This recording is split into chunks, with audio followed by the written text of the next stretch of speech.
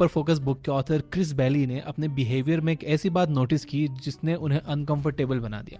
वो कहते हैं कि उनकी जिंदगी सीरीज ऑफ स्क्रीन्स बन चुकी थी। अब सीरीज ऑफ स्क्रीन से उनका क्या मतलब? वो सुबह उठने से लेकर रात को सोने तक किसी ना किसी स्क्रीन को देखते रहते थे। पहली स्क्रीन थी उनका मोबाइल फोन। उनका दिन शुरू होता था अलार्म से, जो कि उनके मोबाइल फोन में ही सेट होता था। फिर वो उठते ही अपना फोन चेक करते, वो इंस्टाग्राम पर कुकिंग वीडियोस देखने लग जाते थे, अलग अलग ऐप्स ओपन करने लग जाते थे। और जब उठकर ब्रेकफास्ट बनाने की बारी आती थी तब भी कुकिंग करते वक्त वो एक और स्क्रीन देख रहे होते थे। वो था उनका आईपैड, जो कि उनके किचन काउंटर पर ही रखा होता था। इसके बाद जब काम की बारी आती थी तब उनका सामना होता था लैपटॉप की स्क्रीन और इसके साथ ही जो स्मार्ट वॉच उन्होंने पहन रखी थी उसकी स्क्रीन। थोड़ी देर में उस पर नोटिफिकेशंस आ रहे हैं, थोड़ी देर में वो बज रही है। इंपॉर्टेंट काम करते वक्त ये चीज़ें कंटिन्यूसली उन्हें डिस्ट्रैक्ट करती थी। इन सब चीज़ों में जिस चीज़ में सबसे ज़्यादा उनका टाइम वेस्ट होता था वो था उनका मोबाइल फोन। वो कई घंटे अपने फ़ोन में लगे रहते थे। तो जब उन्होंने अपने इस बिहेवियर पर ध्यान दिया तो उन्होंने डिसाइड किया कि वो 30 दिन तक इससे दूर रहेंगे, लेकिन पूरी तरह से नहीं। उन्होंने डिसाइड किया कि वो हर दिन ज़्यादा से ज़्यादा सिर्फ 30 मिनट तक अपना फ़ोन यूज़ करेंगे। फिर चाहे उन्हें मैप्स देखना हो, या अपनी मम्मी से बात करनी हो, या गाने सुनने हो, या पॉडकास्ट सुनना हो, वो ये काम उन 30 मिनट में ही करेंगे, उसके अलावा नहीं। जब उन्होंने यह करना शुरू किया तो उन्होंने ऑब्जर्व किया कि 30 दिनों में उनके साथ क्या हुआ। वो कहते हैं कि इस नए लो लेवल ऑफ स्टिमुलेशन में एडजस्ट होने में उन्हें एक हफ्ते का समय लगा। लो लेवल ऑफ स्टिमुलेशन क्या है मैं आपको आगे बताऊंगा। एक हफ्ते के बाद उनके साथ 3 चीज़ें हुई। पहली चीज़ ये कि उनका अटेंशन स्पैन बढ़ी। वो किसी भी चीज़ पर थोड़ी सी ही कोशिश करके फोकस करने लगे थे। यानी ऐसा नहीं हुआ कि उन्हें बिल्कुल एफर्ट ना करने पड़े, लेकिन थोड़े से एफर्ट से वो किसी भी चीज़ पर फोकस कर सकते। दूसरी चीज़ ये है कि उनके माइंड में नए आइडियाज़ आने लगे। तीसरी चीज़ ये हुई कि उनके माइंड में फ्यूचर के नए प्लान्स आने लगे, नए थॉट्स आने लगे। और ये सब हुआ सिर्फ एक डिवाइस को लिमिट में यूज़ करने से। तो ऐसा क्यों हुआ? ऑथर ने इसके बारे में काफ़ी रिसर्च की, सैकड़ों रिसर्च पेपर्स पढ़े, दुनिया के अलग अलग देशों में जाकर उन एक्सपर्ट से मिले जो फोकस पर स्टडी कर रहे थे। उन्होंने खुद पर भी कई एक्सपेरिमेंट्स किए और फाइनली उन्होंने एक 25,000 वर्ड्स का रिसर्च नोट लिखा कि टेक्नोलॉजी हमारे अटेंशन और फोकस करने की एबिलिटी पर कैसे असर डालती है।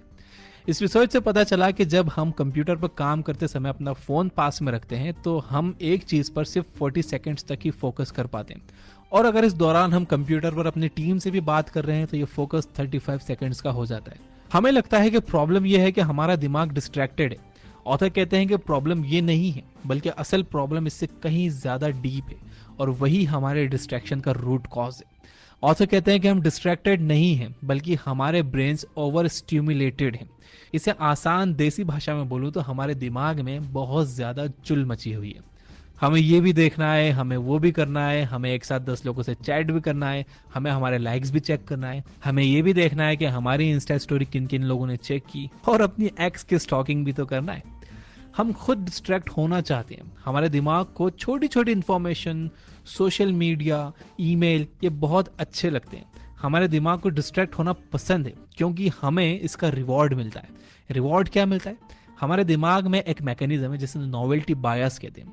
जब हम डिस्ट्रैक्ट होते हैं तो इस मैकेनिज्म से हमारे दिमाग में हमें प्लेजर, हमें खुशी देने वाला केमिकल डोपामीन बनता है। ये वही डोपामीन है जब हम जंक फूड खाते हैं तब बनता है, जब हम फेसबुक यूज करते हैं तब बनता है, जब हम रोमांस करते हैं तब बनता है, जब हम नशा करते हैं तब बनता है, जब हम पॉर्न देखते हैं तब बनता है। तो हमें डिस्ट्रैक्शन के बदले डोपामीन का रिवॉर्ड मिलता है, इसलिए हमारा दिमाग डिस्ट्रैक्शंस ढूंढता ही रहता है। तो ये हमारे दिमाग की हालत है आज। हम लोग हाइपर स्टिमुलेटेड स्टेट में हैं, या यूं कहूं कि हमारे दिमाग में अति चुलता मची हुई है। हाइपर स्टिमुलेटेड, हमारा अटेंशन एक चीज से दूसरी चीज पर कूद रहा है, जिससे हमारा दिमाग बहुत ज्यादा स्टिमुलेट हो रहा है। ऑथर ने सोचा कि अगर फोन का इस्तेमाल कम कर देने से ब्रेन का स्टिमुलेशन इतना कम हो गया जिससे उनका फोकस बढ़ गया, तो क्या हो अगर मैं ब्रेन के स्टिमुलेशन को और कम कर दूं। ऑथर कहते हैं कि जब हम हाई स्टिमुलेशन से लो स्टिमुलेशन की तरफ जाते हैं तो उस फीलिंग का एक नाम है, और वो नाम है बोर्डम, यानी बोरियत। जब हम हाई स्टिमुलेशन से लो स्टिमुलेशन की तरफ जाते हैं तो हम बोर फील करने लगते हैं। आपने नोटिस किया होगा कि हफ्ते भर काम करने के बाद आप संडे को जब आराम करते हो तो आपको बोरिंग सा लगता है, बेचैनी सी होती है। ऑथर ने खुद को और ज्यादा बोर करने के लिए कुछ और काम किए। उन्होंने डिसाइड किया कि वो 1 महीने तक डेली 1 घंटे खुद को बोर करेंगे। एक दिन उन्होंने 1 घंटे तक आईट्यून्स के टर्म्स एंड कंडीशन पढ़े, जो कि दुनिया में शायद ही कोई पढ़ता होगा। एक दिन उन्होंने 1 घंटा पाई के फर्स्ट 10,000 डिजिट्स में जीरोस काउंट करते हुए बिताया। एक दिन वो 1 घंटे तक घड़ी की बस टिक टिक देखते रहे। ऐसे ही बोर कर देने वाली अलग अलग चीजें वो 1 महीने तक करते रहे और उन्होंने वही इफेक्ट्स नोटिस किए जो उन्होंने स्मार्टफोन वाले एक्सपेरिमेंट में नोटिस किए थे। उनके ब्रेन को 1 हफ्ता लगा इस new lower level of stimulation में एडजस्ट होने में। रिसर्च से यह पता चला है कि हमारे ब्रेन को फुली काम डाउन होने में 8 दिन का समय लगता है। फॉर एग्जाम्पल हम वैकेशंस पर जाते हैं, ऑथर कहते हैं कि वैकेशंस लंबे होने चाहिए, 8 दिन से ज्यादा के होने चाहिए। इसके बाद ऑथर ने नोटिस किया कि उनका अटेंशन स्पैन और ज्यादा बढ़ गया। अब वो बिना अपने दिमाग पर जोर दिए किसी भी चीज पर